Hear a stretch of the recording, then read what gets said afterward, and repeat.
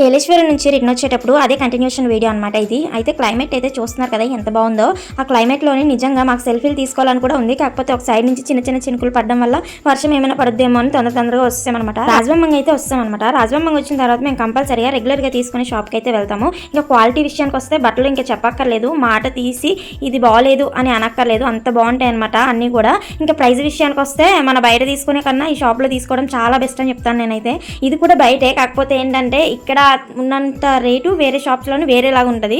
ఇక్కడైతే ప్రైస్ వచ్చేసి ఒక్కొక్క దానికి 350 250 అలా తీసుకుంటాడు అన్నయ్య. 250కి 350కి ఈ మధ్యలోనే ఏమొస్తుందో చెప్పండి. క్లాత్స్ కూడా బాగోట్లేదు. అలాంటిది ఈ షాప్లో అయితే ఖచ్చితంగా క్లాత్ కూడా మనం తీసి పేరు పెట్టక్కర్లేదు, అంత క్వాలిటీగా ఉంటాయన్నమాట. నాకు అందుకనే ఎక్కువగా తీసుకోవాలి అనుకుంటే ఈ షాప్కి వెళ్ళి తీసుకుంటాను.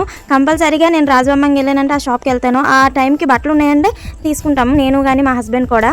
ఇంకా బట్టలు లేవు అనేసి అంటే మాత్రం ఇంకా అక్కడి నుంచి వెళ్ళిపోతాం. కానీ బట్టలు ఉంటే డబ్బులు ఉన్నాయా లేవా అని ఏం చూడడం, ఇంకా కంపల్సరీగా తీసుకుంటాం అనమాట ఒక జతేనా. మొత్తానికి నేనైతే ఒక డ్రెస్ తీసుకున్నాను, మొత్తం ప్యాంటు చున్నీ టాప్ కలిపి. మా ఆయన వచ్చేసి 2 షర్ట్లు అయితే తీసుకున్నారనమాట. ఇంటికి వచ్చేసేటప్పుడు ఇంకా బిర్యానీ అయితే తీసుకున్నాం. ఇంకా అలసిపోయి వచ్చాను కదా, ఇంకా ఓపిక లేదు కుక్ చేయడానికి అనేసి అయితే మా హస్బెండ్కి చెప్తే బిర్యానీ అయితే తీసారనమాట. బిర్యానీ కూడా ఆ రాజవమ్మంలోని సెంటర్లో ఉండే బిర్యానీ ఎక్సలెంట్గా ఉంటుంది. చిన్న పార్సల్ ఇంటికి తీసుకొచ్చిన తర్వాత వేడివేడిగా ఉన్న బిర్యానీ కాస్త పొట్టలోకి చక్కగా దింపుతున్నాం అనమాట. మరి మాకైతే ఈ బిర్యానీ తినుకుంటూ మాట్లాడుకుంటూ అలాగా మా డేనైతే ఎండ్ చేసాము. ఈ వీడియో మీకు ఎలా అనిపించిందో కామెంట్ చేయడం మర్చిపోద్దు. మరొక వీడియోతో కలుస్తానే ఉంటాను. మరి బాయ్ ఫ్రెండ్స్.